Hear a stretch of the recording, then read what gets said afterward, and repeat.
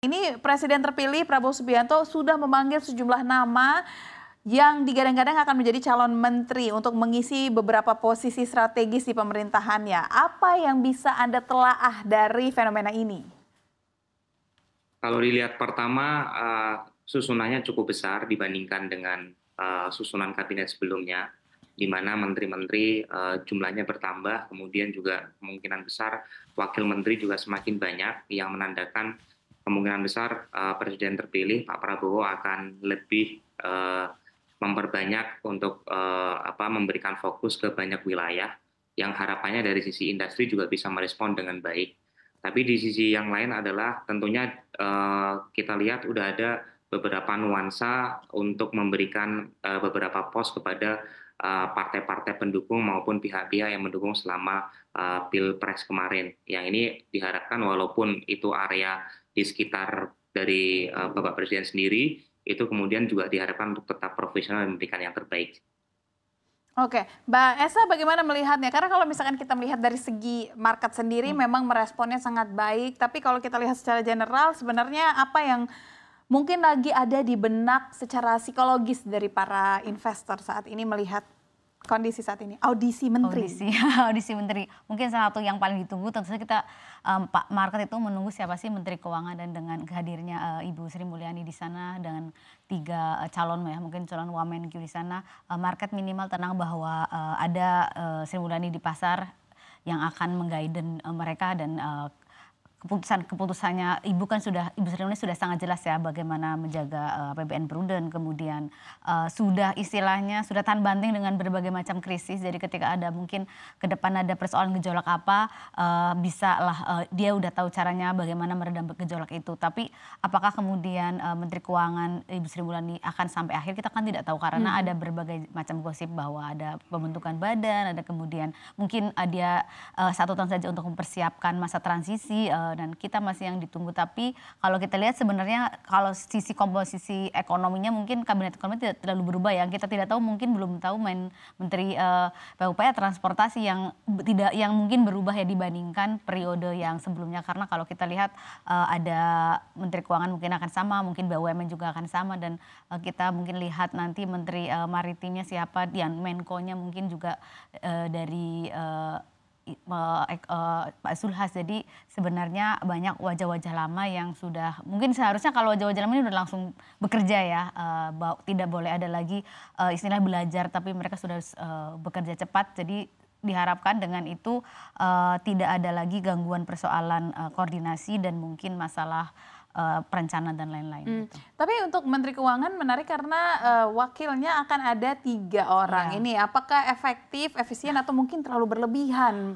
Dari riset sendiri melihatnya seperti apa? Ya sebenarnya walaupun gosip-gosipnya sudah ada 3, jujurnya ketika beneran ada 3 kami juga kaget ya. Karena mungkin ada 3 di sana, mungkin Pak Anggito akan mengurusi pajak, mungkin Pak Suhasil akan mengurusi fiskal, kemudian Pak Tommy akan mengurusi treasury. Jadi karena kita tahu memang sangat besar organisasi Kementerian Keuangan, ada yang bagian mengurusi penerimaan, ada juga soal mungkin anggarannya juga, sebagai bendahara juga, ada juga sebagai fiskal yang pusat dan daerah. Ini yang mungkin kemungkinan akan dibagi-bagi lagi gitu. Nah makanya kita melihat apakah dengan 3 Wamenkyu ini adalah sinyal juga nanti Ibu akan tetap sampai 5 tahun atau tidak, karena mungkin bisa jadi ini adalah persiapan untuk mengguide mereka dulu gitu. Jadi seperti dipandu dulu pelan-pelan, iya. Nanti mungkin salah satu dari mereka ya, kita nggak akan tahu ya skenarionya akan seperti apa. Tapi kan muncul nih nama-nama yang memang sebenarnya sudah ada di Kabinet Indonesia Maju saat ini. Sri Mulyani, lalu juga ada Erlangga Hartarto, Zulkifli Hasan. Kita nggak tahu memang posisinya selain Sri Mulyani nih ya, akan ada di menteri-menteri mana saja. Tapi kalau Mas Aan sendiri melihat seberapa optimis dengan adanya nama-nama lama yang muncul lagi di Kabinet baru? Sebenarnya kami melihat dari sisi kestabilan market itu mungkin akan lebih terjaga, karena sebenarnya dari para investor ataupun pelaku usaha menunggu dari sudut pandang pemilihan di kabinet yang di skop perekonomian. Dengan dipilihnya Ibu Sri Mulyani, setidaknya kami lebih lega, artinya ada keberlanjutan dari proses yang sebelumnya, tidak ada huru hara yang membuat awal pemerintahan itu akan ada jeda yang biasanya ada masa transisi.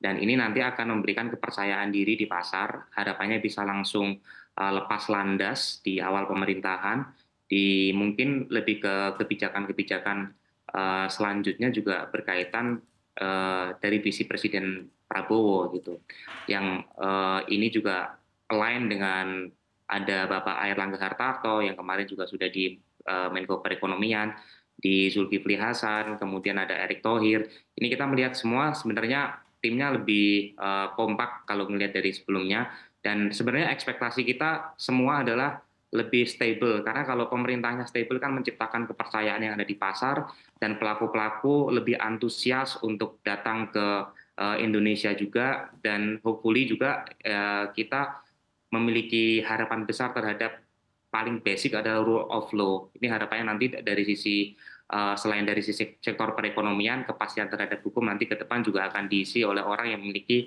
kemampuan untuk menegakkan. Walaupun ini visi besarnya pasti datangnya dari Presiden terpilih Bapak Prabowo Subianto. Mendak Zulhas kita tahu beberapa waktu seringkali melakukan penindakan terhadap barang-barang impor ilegal, termasuk kosmetik yang memang banyak beredar saat ini. Nah, apakah Mas Aan melihat langkah seperti ini perlu untuk terus dilakukan di masa pemerintahan yang akan datang? Mas Aan?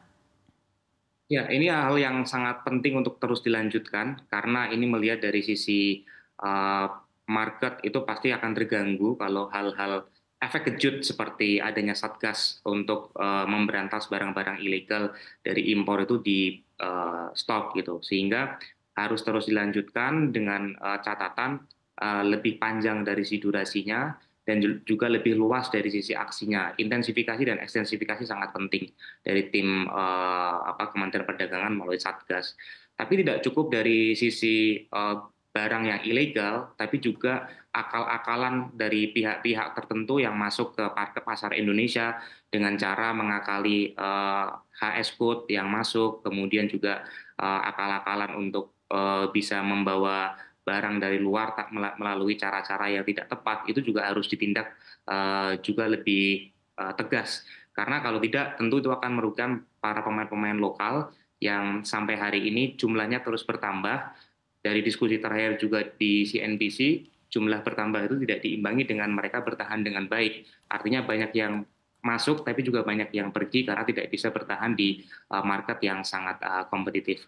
Nah, ini juga tidak hanya dari sisi Kementerian Perdagangan, tapi harapan kami juga dari sisi perindustrian juga lebih bisa memberikan support dari sisi industrinya.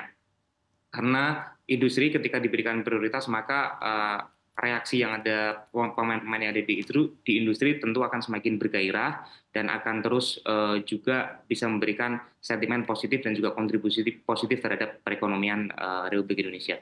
Ya, baik.